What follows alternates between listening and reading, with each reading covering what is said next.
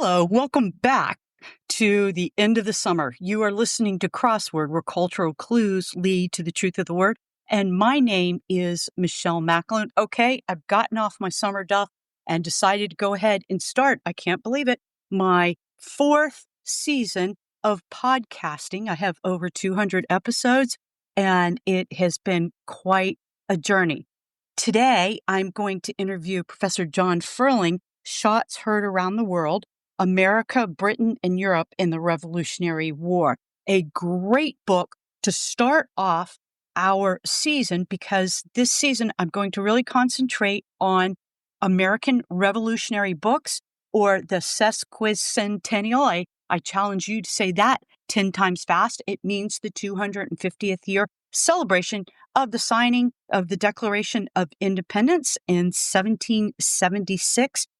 This book that I am doing the interview with today with Professor Ferling is a great starter book. Also, Rick Atkinson's books, the Revolutionary Trilogy, they are great history books that cover the sweep of time and really read like a novel.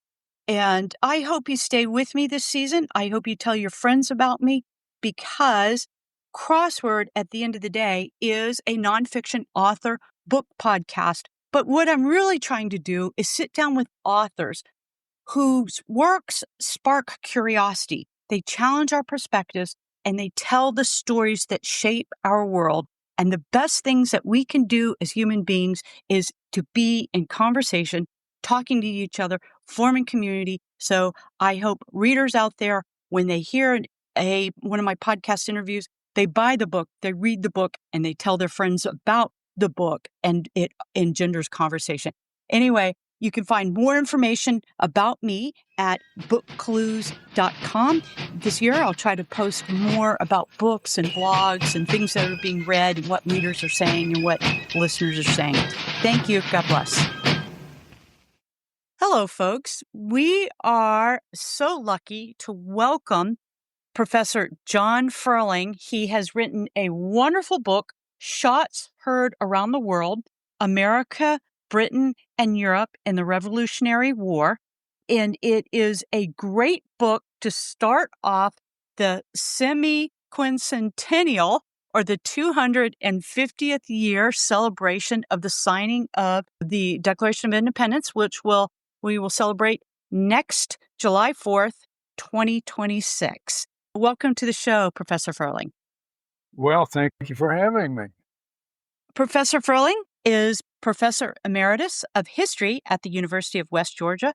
He is the author of many books on the American Revolution, including Jefferson and Hamilton, also Whirlwind, a finalist for the 2015 Kirkus Book Prize, and most recently, winning Independence. He and his wife, Carol, live near Atlanta. And readers, this book, if your history is kind of the Betsy Ross sewing the flag that you got from grammar school, but you want to kind of dive more into Revolutionary War history, this is a great book for doing this. It really is. And it is so well written, and it's so engagingly told. So I love this book, Professor Ferling. Great. I'm just overjoyed that you did. Yeah. It really is. It's a good one. Your book, The Revolutionary War, it really is from the very beginning. And as you say in the introduction, it's a war it's basically a world war. It was born out of a world war. It was born out of the 7-Year War, which 1756 to about 1763, around that time frame. Yes. A European-based war, but that was also actually fought between the French and British in Canada, in North America. But it's also a book about relationships, whether it's international relationships, whether it's personal relationships, whether it's governmental relationships. You really show how this all goes into actually making the Revolutionary War, and you do a great job of putting it in the historical context of how and why it happened and when it happened. What do you think the influence of the 7-Year War was on the American Revolution? Its influence was enormous because France and Spain both lost in the 7 Years' War. The 7 Years' War was the fourth war that Great Britain had fought France over a period of 75 years. And the French came out of the other wars in pretty good shape, but they lost disastrously in the 7 Years' War. They lost territory. Their navy was pretty much completely destroyed. They lost most of their access to the Newfoundland fisheries, which may not sound that important, but it was very a crucial industry. It generated a great deal of wealth and training of men to be sailors in the French Navy and whatever. So the French lost heavily, and even before the war was over, and they knew that they were going to be defeated. They were beginning to plan for the next war in the sense that they had begun to rebuild their navy. All too often in history, I think one war is the trigger for the next war.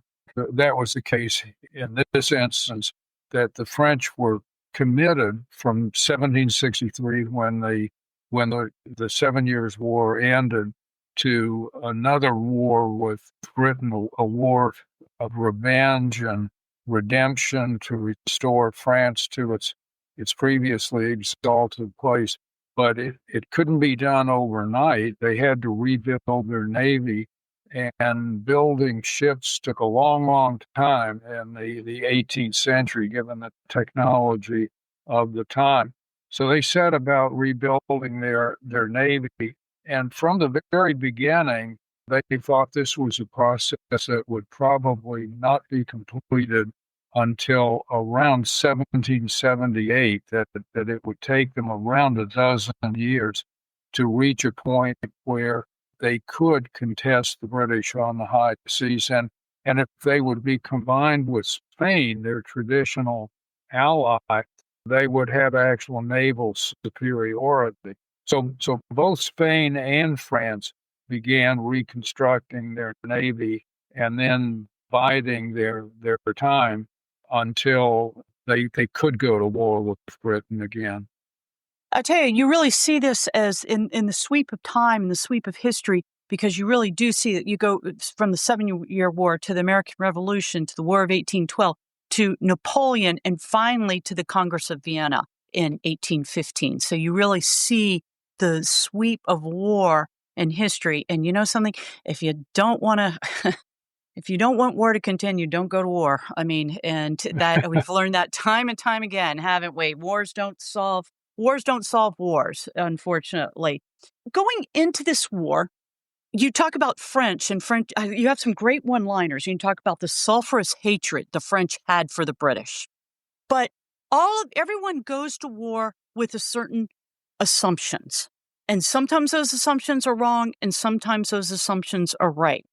What assumptions did the British and French have going into war, into supporting either fighting against the Continentals, fighting against the Americans, or supporting the Americans? And actually, what assumptions did the U.S. Continentals have at the beginning of the Revolutionary War? That's kind of a convoluted question, but I do think we have to talk about what they assumed and what they hoped to achieve. Sure. And as is the case in a great many wars, the assumptions that preceded the war turned out to be wrong in many, many instances. And Always. in this particular, yeah, right.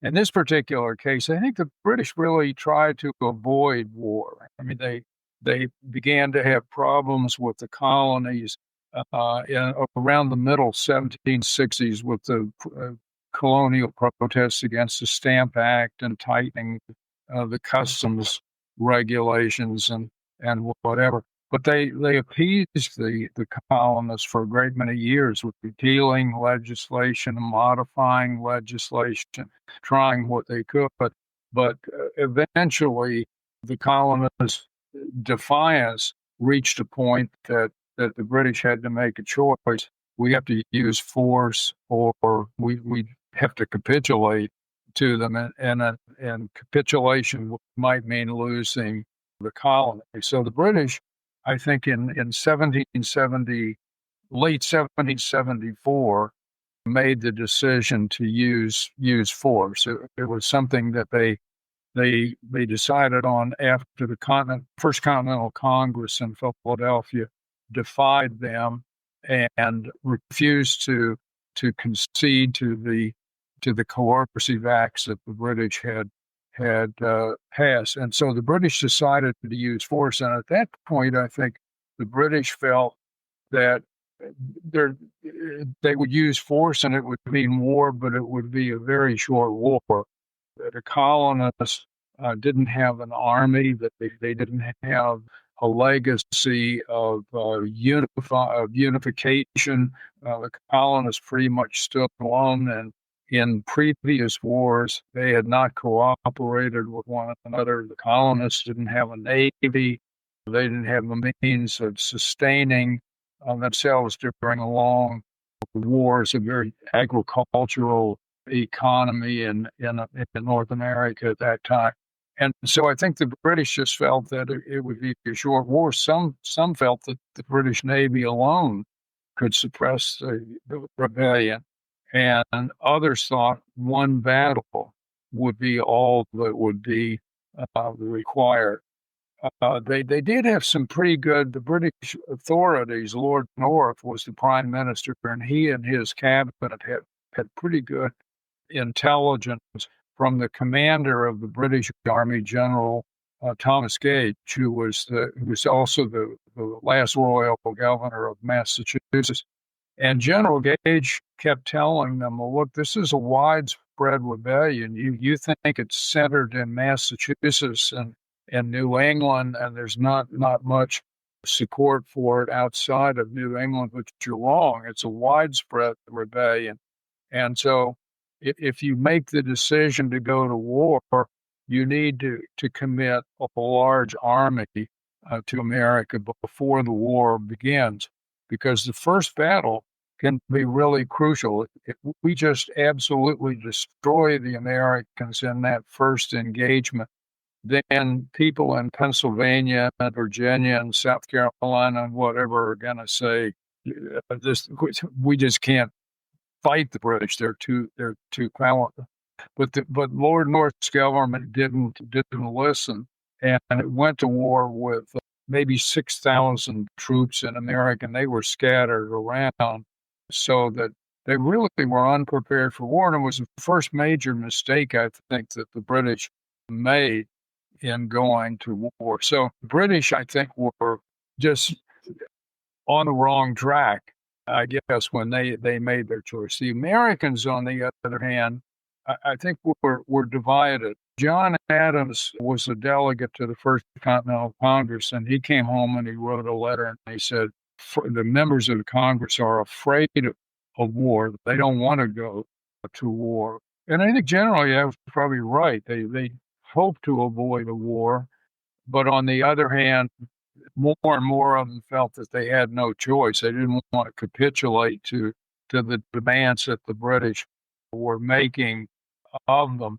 And I think they felt like probably a majority of them, when the second Congress met, just about the time the war began in the spring of 1775, the majority in Congress felt that if the colonists could maintain themselves for maybe a year or so, maybe even defeat the British one or two times in small engagements, the British might decide this just isn't worth the effort, and they would make the concessions that could avoid the war.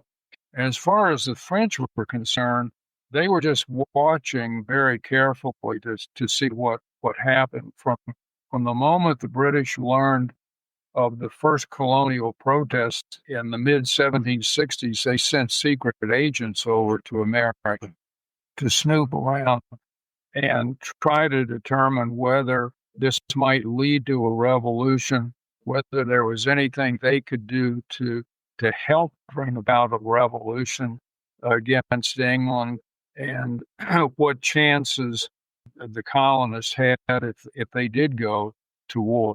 And the secret agents, year after year, pretty much reported the same thing back to the French government. A revolution is unlikely, and the colonists don't have the ability to wage a long war against the British. So the French just otherwise pretty much stayed out of it until they did learn that war had broken out on April 19th, 1775, at Lexington and Concord, and along so-called Battle Road between Concord and Boston. And once the French learned that war had broken out, then they sent another agent over to America to meet with Congress. And it was an agent named Accard Bonvillars who arrived in Philadelphia just before Christmas of 1775, which would be 7 or 8 months after the first shots of the war. And Bonvillars was posing as a French businessman, and he met with several congressmen.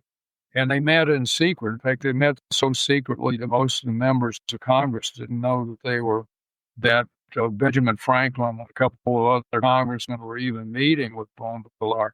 But they met at Carpenter's Hall, and out of that meeting, Bonvillars went back to Paris, and he reported that the colonists do have the means of waging war. They've got zillions of militiamen, he said, and they have a continental army that's well led with lots of experienced officers. Their problem is they don't have the means of waging war. They don't have the weaponry. They don't have the munitions. The men don't have uniforms and whatever, and so they would need help. And so the French then had to make a decision in early 1776: do we support the Americans? And they thought it was worthwhile. Yes, given Bonvillars' pretty optimistic appraisal of the colonists' ability to wage war, at least in the short haul, the French made the decision to provide secret aid to the Americans. I mentioned a little bit earlier that their target date for completing the rehabilitation of the Navy was 1778, so they're still about 2 years away from that. And so they had to keep their aid to the Americans secret. I mean, I think they really knew that it wouldn't be secret for that long. The British would catch on to what was going on, and sure enough, the British did. But the British hoped to avoid a war with France if they could. They thought they could defeat the Americans, get it over with before the French and the Spanish came into the war.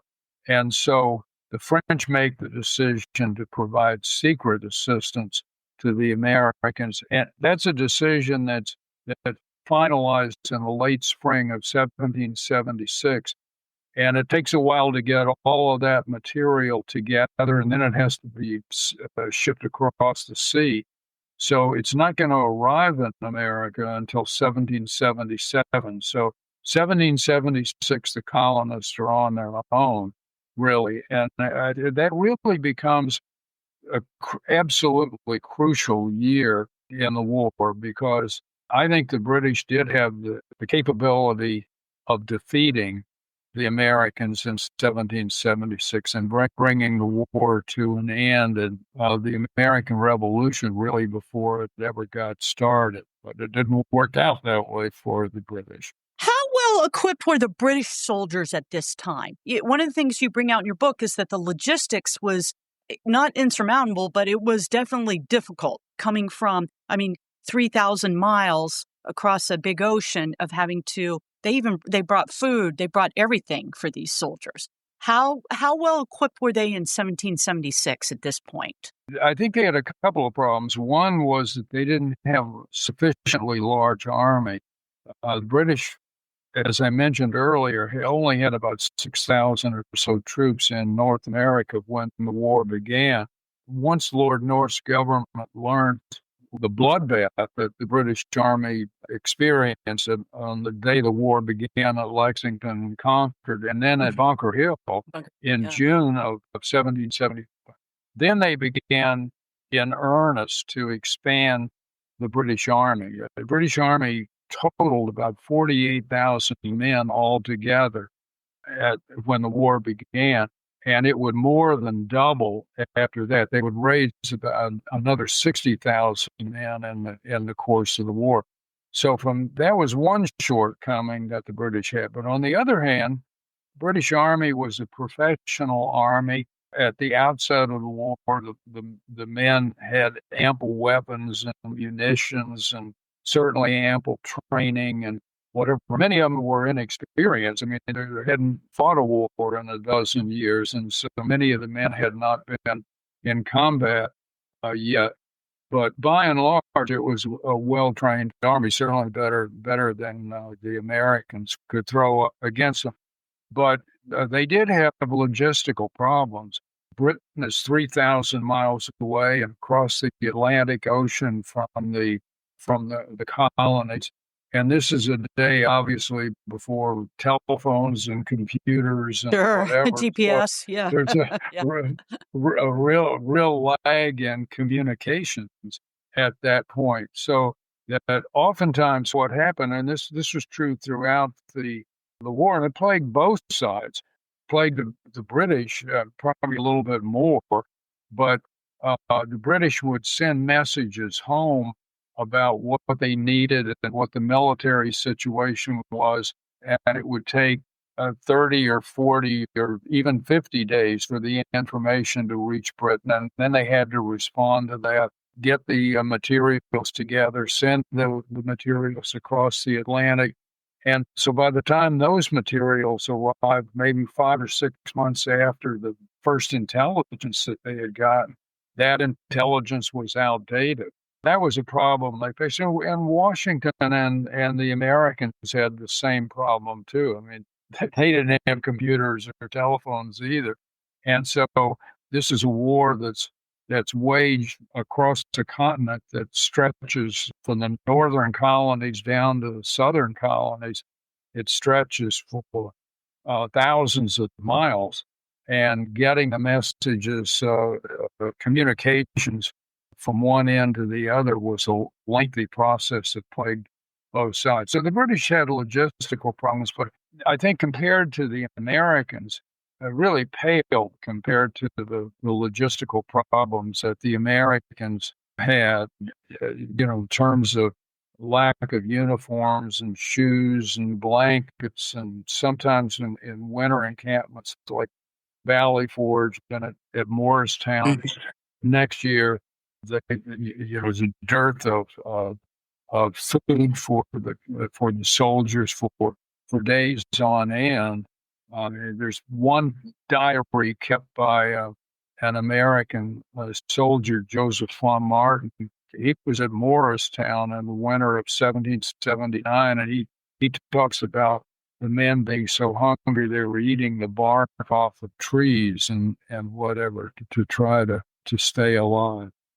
Wow. And that kind of plagues it through the whole 8 years of the war, right? And in one of your last chapters, you said when, the men went home, they went home hungry. Some of them couldn't even get home because when they were finally emancipated, or not emancipated, but allowed to leave their military service. So this is something that plagues George Washington throughout the war, correct?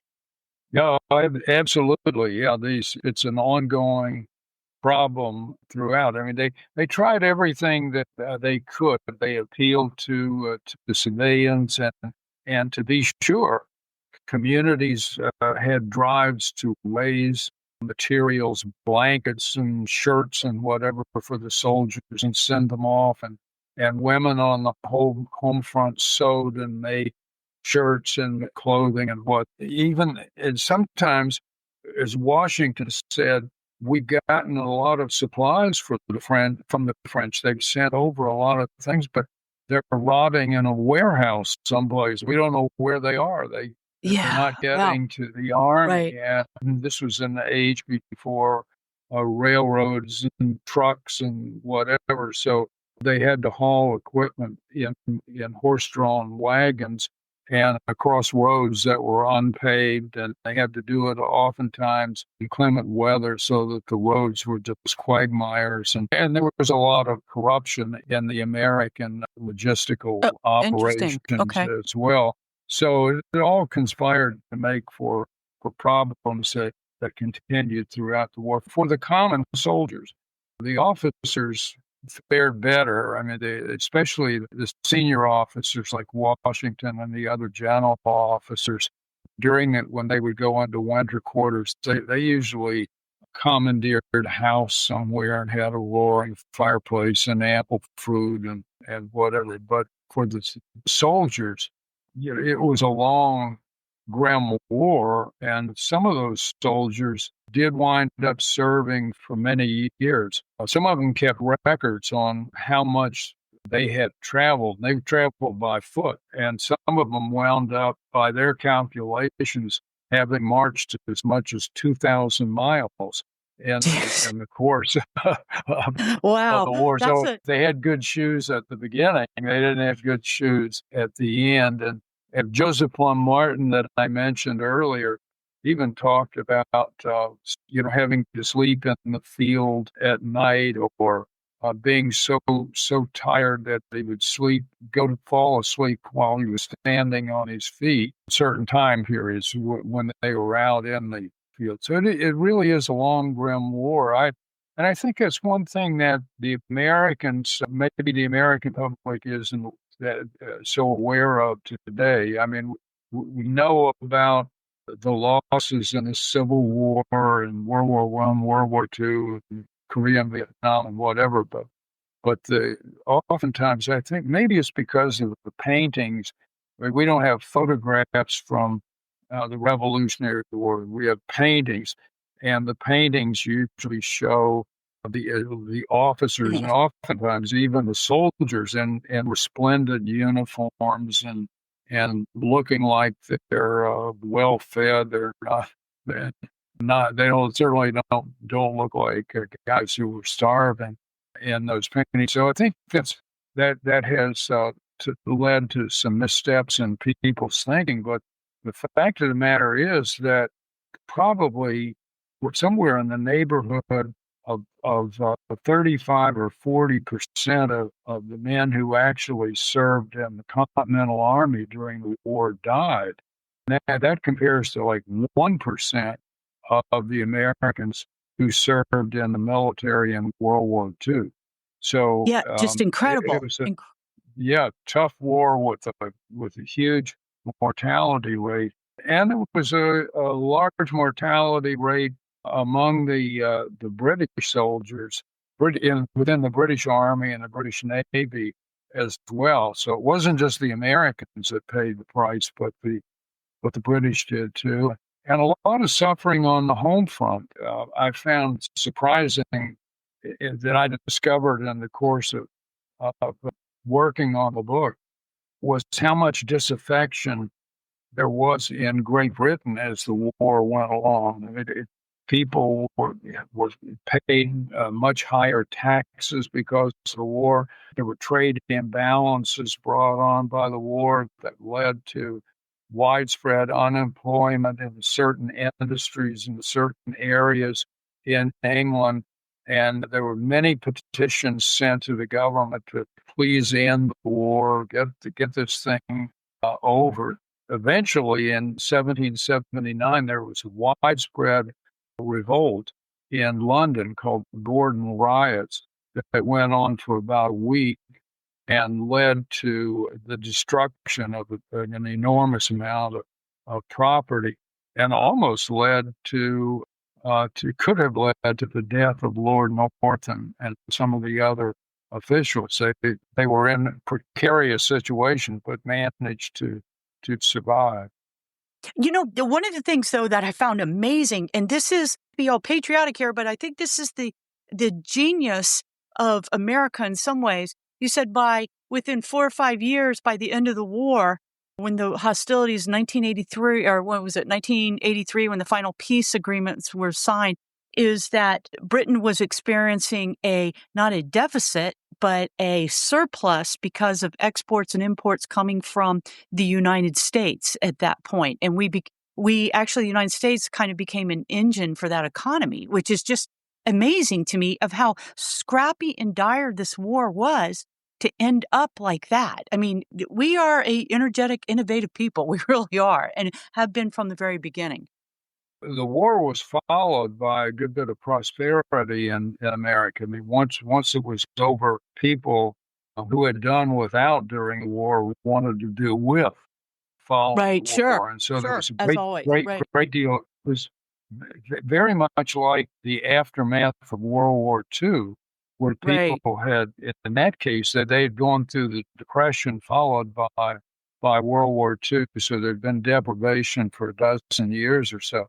And so they just went on a spending spree in the late 1940s and 1950s, and it was a very prosperous time. Wasn't that prosperous in No, America right after the war? They were turning toward consumerism and buying things from the British. And there's a great deal of fear during the war in England that the war would lead to debt, and the debt would drag down the British economy, and they would have a depression and might bring on a revolution. That didn't happen. They did go into debt during the war, but they very quickly came out. And as you mentioned, some of it is due to the fact that they did have a thriving trade with America in the 1780s, and particularly in the 1790s. But they also really restored the empire. They lost North America, lost the United States at any rate, but they got into the Pacific and expanded in that area after the Revolutionary War, so that India, yeah. historians talk about the Second British Empire was in existence by about the 1790s. So the British came out of it in pretty good shape. And our French friends didn't do so well, though. You do an excellent job of explaining the position of the French foreign minister, Vergennes, who you do a great job of explaining him and the role that he played, ensuring that French, because he really did think this was a way to defeat the British, correct? He did a great job of making sure that the French stayed involved, despite huge crippling debt in their economy. Yeah, absolutely. Because he first provides. He's the one that Vergennes is the one that makes the decision to provide secret aid, and then after the Americans defeated the British at Saratoga and captured an entire British army there in October of 1777, Vergennes is ready to come into the war, and he concludes an alliance with the United States in February of 1778. So they're in the war then. And he's able to persuade his king, Louis XVI, to provide secret aid. Then he's able to persuade Louis XVI to ally with the Americans and enter the war. In 1778, as I mentioned earlier, is that target date for the French Navy being completed, and it was the rehabilitation had been completed, and so they come into the war. But it's an unsuccessful entrance into the war. They don't win anything in 1778. They don't win anything in 1779. And so by 1780, there's beginning to be opposition to remaining in the war in France. And there's also beginning to be opposition to continuing to think of North America as the focal point. That there were some who wanted to stay in the war, but they said, what we have to do is defeat the British at Gibraltar and take that, and that'll force them to make peace, or maybe in the Caribbean or whatever. And Vergennes, again, he was convinced that the war could be won in America, and in 1780 he persuaded Louis XVI one last time take another step. And that was a twofold step. One was to send a French army to America. And it arrives in the summer of 1780 in America under General Rochambeau. It lands in Newport, Rhode Island. And the second decision is to also send a French Navy to America. And that took a little bit longer. The Navy didn't sail until early 1781, and it went to the Caribbean first. It went to the Caribbean first because of the danger of hurricanes. You would conduct your naval operations in the Caribbean in the spring and in the early summer, and then try to get the heck out of there by about July or August, because that's when hurricanes start brewing. And so the French Navy doesn't actually arrive in North America until late August of 1781. But thanks to Vergennes and thanks to Louis XVI, there's now a French army and a French Navy here. Wrote a piece for the Journal of the American Revolution that came out, I think it was in April or May, sometime this spring, arguing that Vergennes ought to be regarded as one of America's founding fathers, Oh, alongside absolutely. Benjamin Franklin and John Adams and Washington, because without him, America couldn't have won the. Could absolutely. I may be wrong about this, but as far as I've been able to determine, there's only one town in the United States named for Vergennes. There's a town named for him in Vermont, but that's the only one that I've been able to find. Places named for Lafayette, obviously. We have one in Georgia, which is pronounced Lafayette here in Georgia. Yeah, Lafayette. And obviously many places named for Washington and Adams and Franklin and whatever, so, but not for Vergennes. And de Grasse. I mean, Admiral de Grasse, if he hadn't gone to the Chesapeake, if he hadn't gone to the Tidewater, it would be a whole different scene. And you really set up, I think, probably the best description I've heard of Battle of York, of the circumstances that led to it and how thin those circumstances were. Because if any of the elements had changed, they may not have won the Battle of Yorktown. And the Battle of Yorktown was pivotal because the sand was running out of the hourglass for the United States and for France, for that matter, also. But you do a great job of explaining that. Washington often talked about things being providential or Providence having a hand in things. I don't know that he ever said that about Yorktown, but he should have. Yeah, wow. Really is miraculous when you think about it, that here's Rochambeau commanding the French army in Rhode Island, and he writes to de Grasse down in the Caribbean around June, and he says there's really a problem in the South.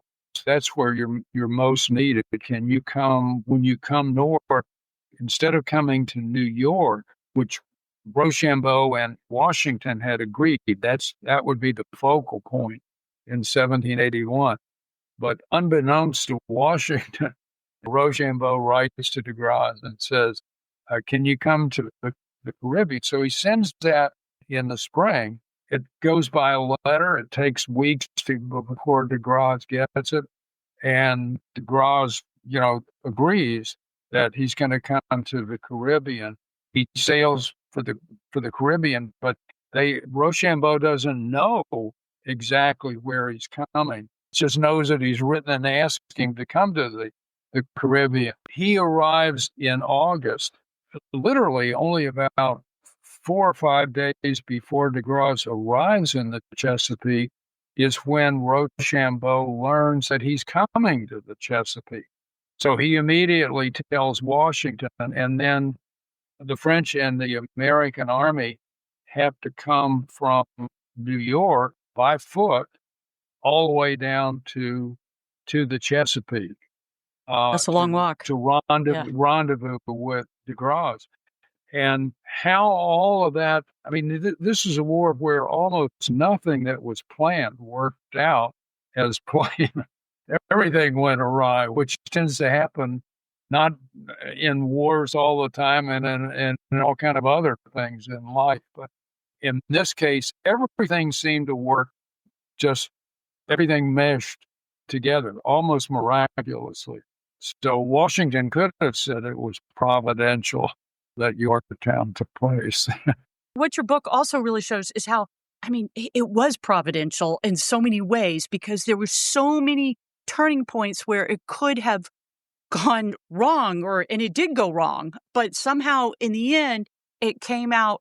And one thing you really present is there's so many interesting side stories in this 8-year period. There's so many different interesting personalities. There's so many different interesting relationships of how this goes forward. You know, the Franklin, Adams, John Jay relationship, the Cornwallis, Clinton relationships, we didn't even go into the Southern Vortex, but it really is, and it's worth a year-long reading of finding out these different personalities and these different wars and these different, because it was tremendously challenging with like you said, not a lot of resources. I have one last question for you.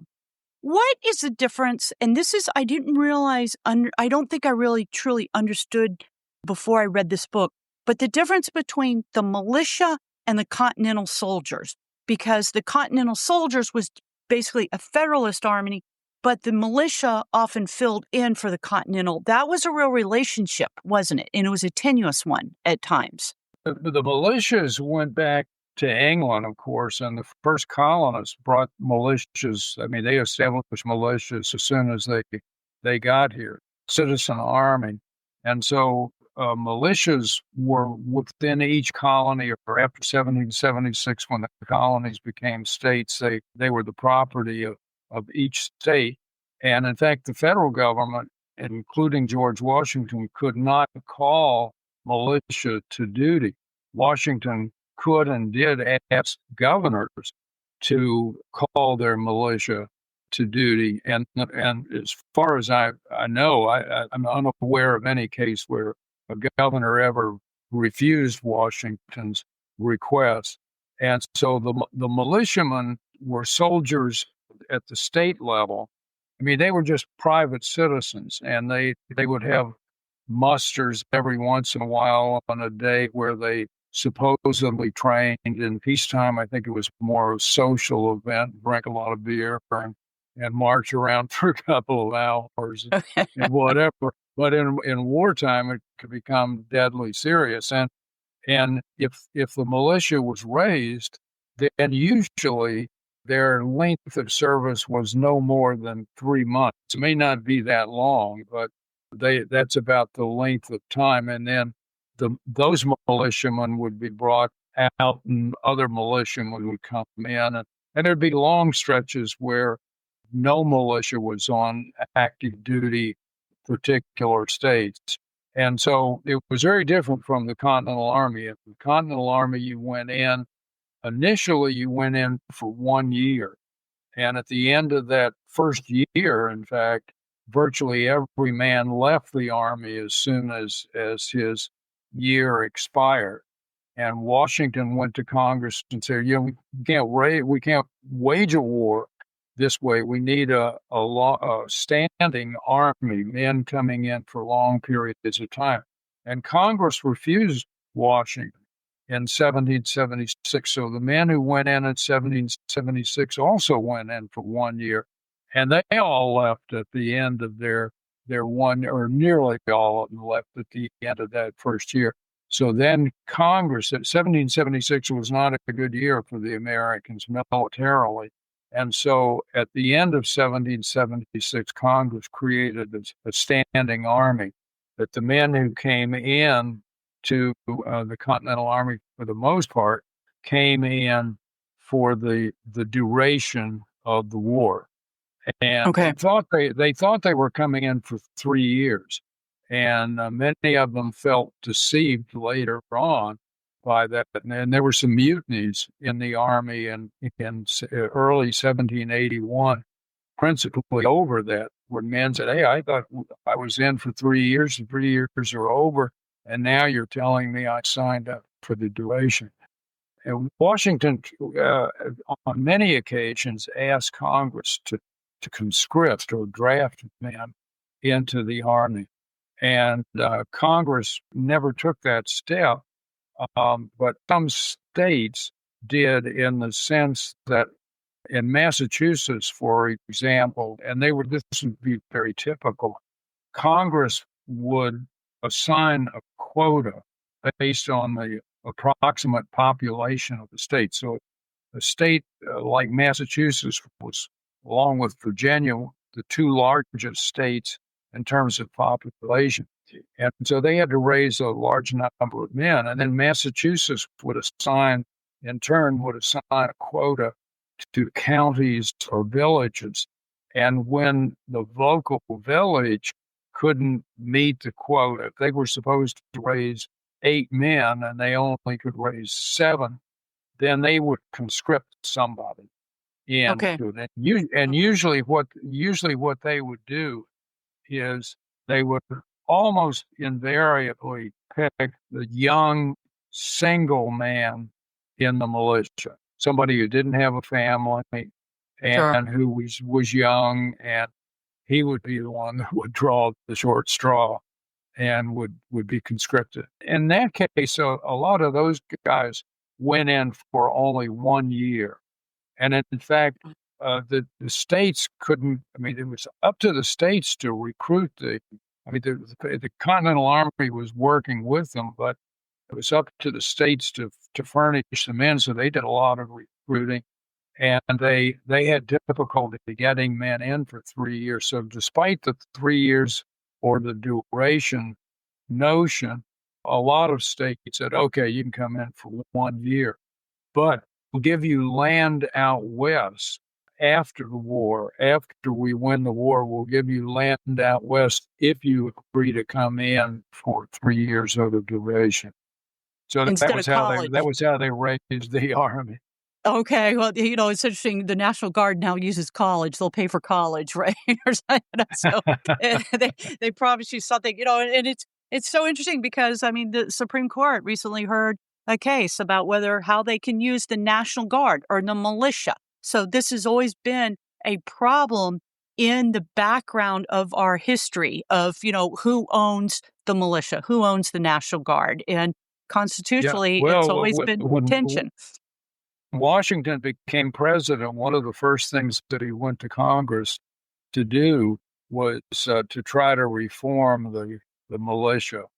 And he got some things through, but that was very much on his mind. He had a lot of trouble with the militia, obviously, during the war. Really didn't give them credit for what they had done. I mean, they came in and they fought in battles, and they were support troops for the Continental Army, and without them, I don't think the war could have been won.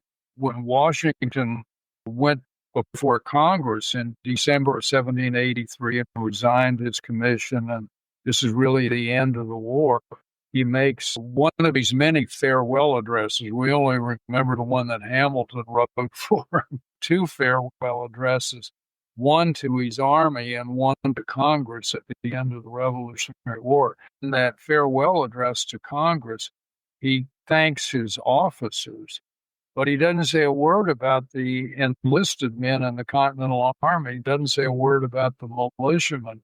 But he had already delivered a farewell address at West Point a few weeks earlier to the Army, and he certainly thanked the men who served in the Army then. But he didn't say anything about the French in that farewell address, and he didn't say anything about the militia in that farewell address either. So That's good. Yeah, you do a good job of not making him a mythical character. I mean, he definitely he was a man. He was a general officer, and he was a man with faults and and competencies and incompetencies. Professor Ferling, I could talk to you all day. This book really is good because, like I said, it's a lot of stories within stories. Because what are the most interesting things in our human lives? It's our human relationships and how we act to other and how we act in community. and you really do a good job of showing this. Wish you the best of success with this book. I hope a lot of Americans take this anniversary very seriously. I think it's time that we do realize what we fought for and how important it is and how important we are as a country in the world. We really are. We're so important. Thank you for having me. I've enjoyed the opportunity. Well, I've really enjoyed talking with you, and hopefully maybe I'll check in with you again during this semin se- c- oh my goodness, I already forgot the word. Semi-centennial. We'll check in again Just with say you. All right. 250th. I just say 250th The anniversary. 250th. There we go. That's the word. All right. Thank you, sir. God bless to you.